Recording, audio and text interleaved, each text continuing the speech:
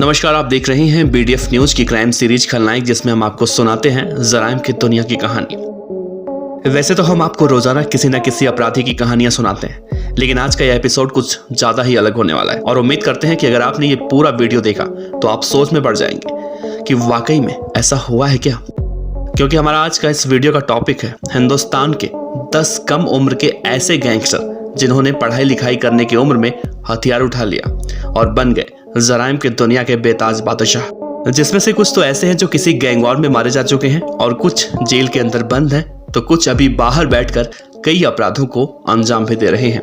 Video की शुरुआत करें उससे पहले आपको बता दें कि इस वीडियो को बनाने का मकसद सिर्फ और सिर्फ लोगों को ऐसे अपराधियों के बारे में बताकर जागरूक करना है, इससे ज्यादा कुछ भी नहीं। तो चलिए वीडियो की शुरुआत करते हैं। हिंदुस्तान के कम उम्र के गैंगस्टरों की सूची में नंबर 10 पर आता है अक्षय पलड़ा का नाम। कुख्यात गैंगस्टर अक्षय पलड़ा का नाम शायद ही आपने सुना, लेकिन आपको बता दें कि अक्षय पलड़ा वो गैंगस्टर है जो कुख्यात गैंगस्टर लॉरेंस बिश्नोई, संपत नेहरा, काला जठेड़ी, राजू बसौदी जैसे बड़े बड़े गैंगस्टरों के बीच में रहता है और इसके ऊपर 15 साल की उम्र में 2 हत्या करने का मामला पहली बार दर्ज हुआ।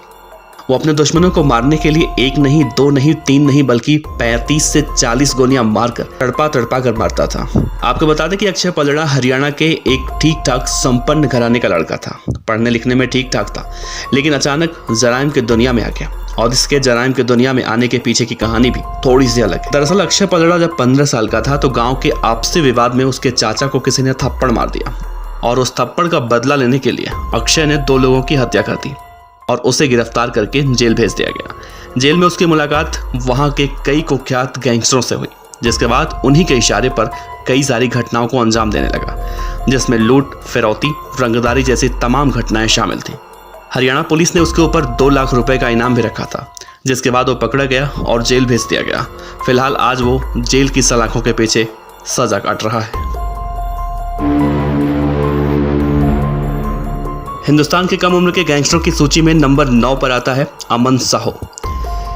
गैंगस्टर अमन साहू 25 साल की उम्र में झारखंड पुलिस के लिए सरदर्द बना हुआ, जिसने इसी उम्र में अपराध की दुनिया में आकर करोड़ों की प्रॉपर्टी खड़ी कर ली। वो फिलहाल झारखंड की राजधानी रांची के जेल में बंद है, लेकिन जेल के अंदर से बैठकर आज भी ये बड़े बड़े अपराधियों की तर्ज पर कई सारे अपराधों को अंजाम देता है। झारखंड के अंदर व्यापारियों से रंगदारी वसूलने से लेकर हत्या की धमकी तक ये सारा कुछ अमन साहू जेल के अंदर से बैठकर करता है।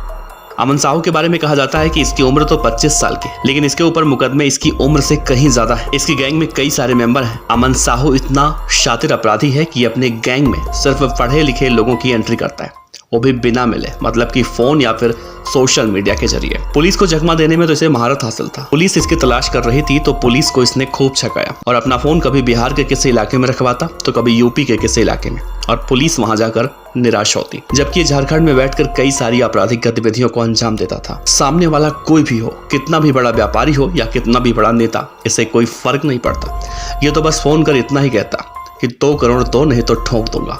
फिलहाल कुख्यात गैंगस्टर अमन साहू अभी रांची के जेल में बंद है और जेल के अंदर से ही उसकी आपराधिक गतिविधियां चल रही हैं, जिसको देखकर जेल प्रशासन उसे किसी हाई सिक्योरिटी जेल में भेजने की तैयारी कर रहा है। हिंदुस्तान की कम उम्र के गैंगस्टरों की सूची में नंबर 8 पर आता है छोटू चौबे का नाम। मध्य प्रदेश के जबलपुर का छोटू चौबे भी एक खतरनाक गैंगस्टर है जो सोशल मीडिया पर गैंग ऑफ 22 के नाम से एक गैंग चलाता है और बदमाशों को जोड़ने के लिए कहता है। छोटू चौबे भी बहुत ही कम उम्र में अपराध की दुनिया में कदम रखा।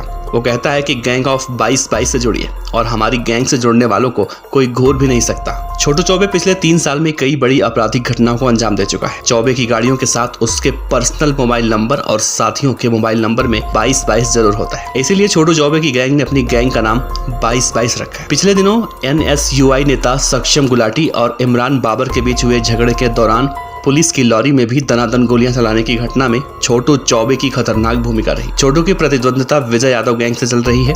छोटू पर 10,000 रुपए का इनाम घोषित है। पिछले 5 महीने के अंदर छोटू ने शहर में कई गोलीकांड किए, लेकिन आज तक पुलिस उसे पकड़ नहीं पाई है।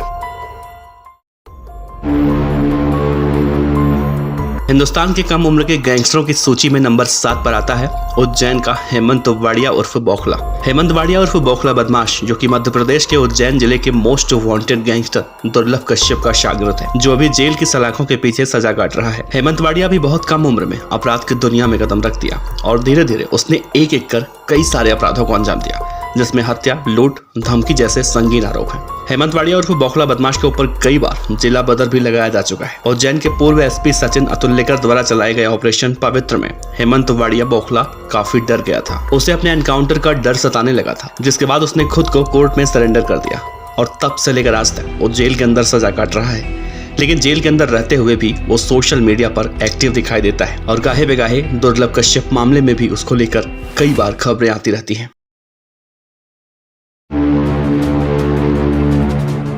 हिंदुस्तान की कम उम्र के गैंगस्टरों की सूची में नंबर 6 पर आता है राजस्थान का सुखा गुर्जर। गैंगस्टर सुखा गुर्जर की अभी पिछले महीने यानी कि अक्टूबर 2021 में पुलिस एनकाउंटर में मौत हुई, लेकिन जब तक वो जिंदा रहा कई सारे अपराधों को अंजाम देता रहा। सुखा गुर्जर भी बहुत कम उम्र का था, लेकिन पढ़ाई लिखाई करते करते उसका मन अचानक जराइम की दुनिया में जाने का हो गया और उसने पंजाब के कुख्यात गैंगस्टर सुखा कहलों की तरह बड़ा गैंगस्टर बनने की ठान ली और इन सब में उसने सहारा लिया सोशल मीडिया का। सोशल मीडिया पर वो लगातार हथियारों के साथ पोस्ट करता, लोगों को धमकी देना, रंगदारी मांगना उसका मुख्य काम बन चुका था।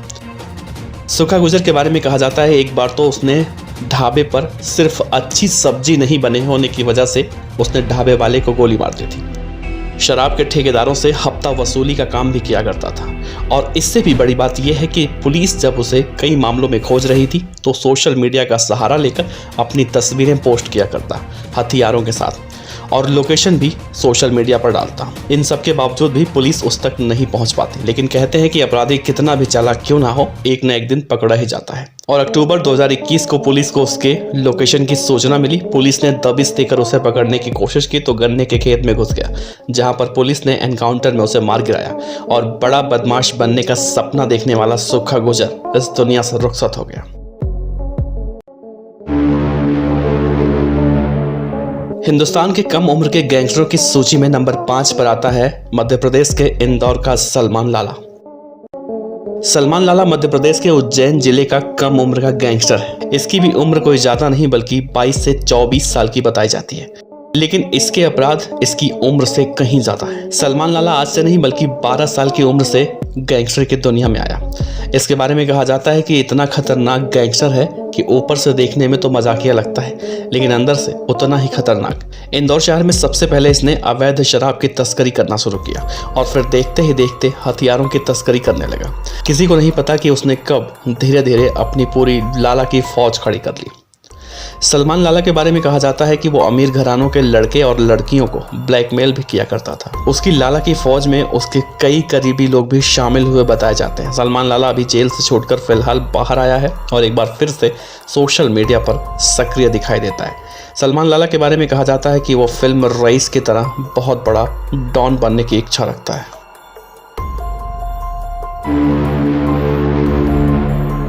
हिंदुस्तान की कम उम्र के गैंगस्टरों की सूची में नंबर 4 पर आता है पंजाब का गैंगस्टर देवेंद्र बम्बिहा। पंजाब का कुख्यात गैंगस्टर देवेंद्र बम्बिहा वैसे तो अब इस दुनिया में नहीं है, लेकिन वो जब तक जिया उसने अपराध करने के मामले में सबको पीछे छोड़ दिया था। देवेंद्र बम्बिहा 18 साल की उम्र में जराइम की दुनिया में कदम रखा। कहा जाता है कि देवेंद्र बम्बिहा ने अपराध की दुनिया में अपने मन से कदम नहीं रखा, बल्कि उसके साथ कुछ ऐसा हुआ था कि उसे जराइम की दुनिया में आना पड़ा। कहा जाता है कि जब देवेंद्र बम्बिहा पढ़ाई कर रहा था तब किसी मर्डर केस में झूठे मामले में उसका नाम आ गया और उसे जेल हो गई।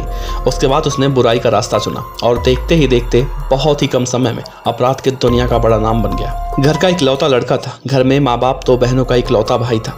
देवेंद्र बम्बिहा पंजाब के मोस्ट हैंडसम गैंगस्टर सुखा कहलों की तरह कहा जाता है। पंजाब के अंदर अगर खतरनाक शूटरों की गिनती की जाएगी तो इसका नाम टॉप 10 में होगा। देवेंद्र बम्बिहा इतना खतरनाक शार्प शूटर था कि वो जब तक जिंदा था किसी भी गैंग से हाथ नहीं मिलाया। किसी को भी खत्म करने में उसे 1 सेकंड से भी कम का वक्त लगता था। देवेंद्र बम्बिहा पढ़ने लिखने का बहुत शौकीन था। कबड्डी खेलने का माहिर खिलाड़ी था। बीए 3rd ईयर तक कबड्डी खेला। उसका नाम एक अच्छे छात्रों में गिना जाता था, लेकिन कहा जाता है कि उस झूठे मुकदमे ने उसकी पूरी दुनिया बदल कर रख दी और वो इतना खतरनाक अपराधी बन गया कि उसका एनकाउंटर करने के लिए पुलिस को काफी मशक्कत करनी पड़ी थी, जिसके बाद 2016 में पुलिस ने उसे एक एनकाउंटर में मार गिराया था। हिंदुस्तान के कम उम्र के गैंगस्टरों की सूची में नंबर 3 पर आता है पंजाब का कुख्यात गैंगस्टर सुखा कहलों। महज 16 साल की उम्र में जराइम की दुनिया में आने वाला गैंगस्टर सुखा कहलों भी अब इस दुनिया में नहीं है। 2015 में उसके विरोधी गैंगस्टरों ने उसे पुलिस की कस्टडी में करीब 60 गोलियां मारकर मौत के घाट उतार दिया था। लेकिन सुखा कहलों के बारे में कहा जाता है कि आज भी पूरे पंजाब में गैंगस्टरी की दुनिया में उसी का सिक्का चलता है। जब भी सुखा कहलों का नाम सामने आता है तो लोग बहुत ही शिद्दत से उसे याद करते हैं। सुखा कहलों एक संपन्न परिवार में पैदा हुआ था। माता पिता अमेरिका में रहते थे और वो पंजाब के कहलों गांव में अपनी मौसी के साथ रहा करता था। सुखा कहलों जब बहुत छोटा था तो गांव में हुए 2 गुटों के बीच मारपीट में उसका नाम सामने आया। यहीं से उसकी दुनिया बदल गई और वो झगड़े में नाम सामने आने के बाद अपने माता पिता के साथ अमेरिका नहीं जा पाया और जुर्म की दुनिया में आ गया। सुखा कहलों के खिलाफ देखते ही देखते यूपी, हरियाणा, पंजाब, राजस्थान, पश्चिम बंगाल जैसे राज्यों में कई मुकदमे दर्ज हुए। चाहे हाईवे रॉबरी का मामला हो, हत्या हो, डकैती हो, इन सभी वारदातों में सुखा कहलों का नाम सामने आने लगा। 2015 में पुलिस की गाड़ियां उसे कोर्ट में पेशी के बाद उसे वापस जेल ले जा रही थी। तभी विरोधी गैंग के बदमाशों ने रास्ते में ही पुलिस कस्टडी के दौरान उसे गोलियों से छलनी कर दिया। कहा जाता है सुखा कहलों को कुख्यात गैंगस्टर विकी गोंडर ने मौत के घाट उतारा था, क्योंकि सुखा ने लवली बाबा नाम के बदमाश की उसी के जिम में घुसकर हत्या की थी।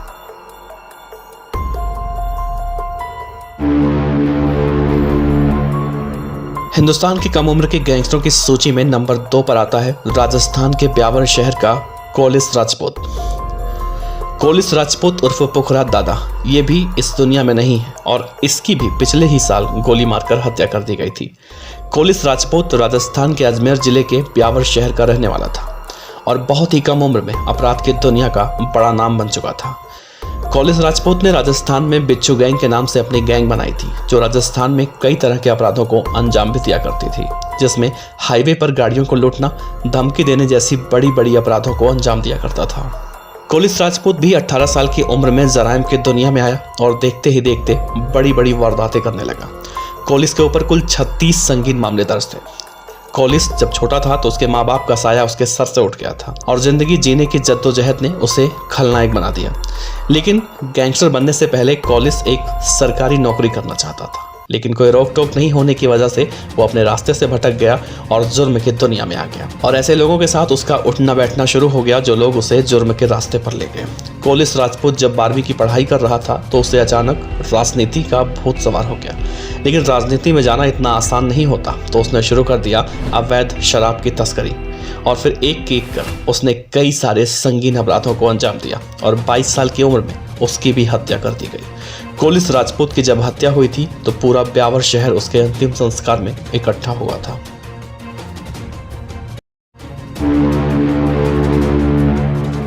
और अब सबसे आखिर यानी कि नंबर 1 पर हिंदुस्तान के कम उम्र के गैंगस्टरों की सूची में नाम आता है उज्जैन शहर के दुर्लभ कश्यप का। कुख्यात गैंगस्टर दुर्लभ कश्यप भी अब इस दुनिया में नहीं है। उसकी पिछले साल यानी कि 2020 को सितंबर महीने में एक गैंग वॉर में हत्या हो गई थी। दुर्लभ कश्यप भी बदमाशी की दुनिया में बहुत कम उम्र में आया और उसने धीरे धीरे सोशल मीडिया की मदद से अपनी पूरी गैंग खड़ी कर ली।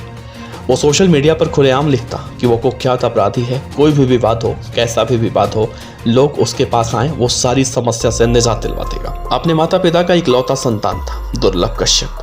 माँ एक टीचर थी और पिता एक बिजनेसमैन। घर में पैसों की कोई कमी नहीं थी, बावजूद इसके दुर्लभ कश्यप अपराध की दुनिया में आ गया। दुर्लभ कश्यप जब अपनी गैंग बना रहा था तो लोग उसकी गैंग में जुड़ते चले जा रहे थे और ये गैंग पूरे उज्जैन में कई आपराधिक वारदातों को अंजाम भी दे रही थी। और फिर ये गिरफ्तार हुआ, जेल भी गया।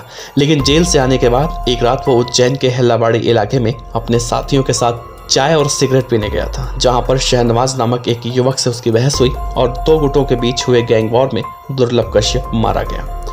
दुर्लभ कश्यप की मौत के बाद जैसे ही ये खबर आई, उसके बाद सोशल मीडिया पर वो वायरल हो गया। इतना कि दुर्लभ कश्यप को इंसाफ दिलाने के लिए सोशल मीडिया पर एक होड़ सी लगी रहती है, जबकि ये जानते हुए भी कि वो एक गैंगस्टर था। तो ये थे हिंदुस्तान के वो कम उम्र के गैंगस्टर जिन्हें पढ़ लिख कर कुछ बनना था, लेकिन पढ़ाई लिखाई इन्हें रास नहीं आई और इन लोगों ने अपराध की दुनिया में कदम रख दिया। दोस्तों, कई बार किसी के साथ गलत होता है तो अपराध की दुनिया में वो चले जाते हैं, जैसा कि हमने इस वीडियो में दिखाया।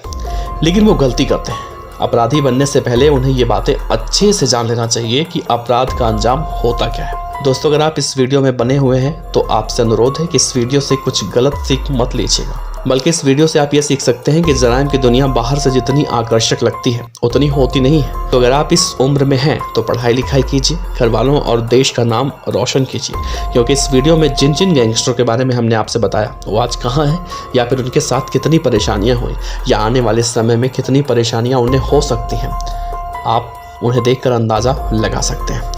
उम्मीद करते हैं आपको ये वीडियो अच्छी लगी होगी। अगर आपको लगता है कि कोई गैंगस्टर ऐसा है जो छूट गया है तो आप हमें कमेंट बॉक्स में बता सकते हैं, या फिर हमें सीधा इंस्टाग्राम पर डीएम भी कर सकते हैं। आपका बहुत बहुत शुक्रिया BDF न्यूज़ देखने के लिए। खबर अच्छी लगी हो तो लाइक कीजिए, सब्सक्राइब कीजिए, साथ ही बेल आइकन का बटन दबाइए BDF न्यूज़ की खबरें सबसे पहले देखने के लिए।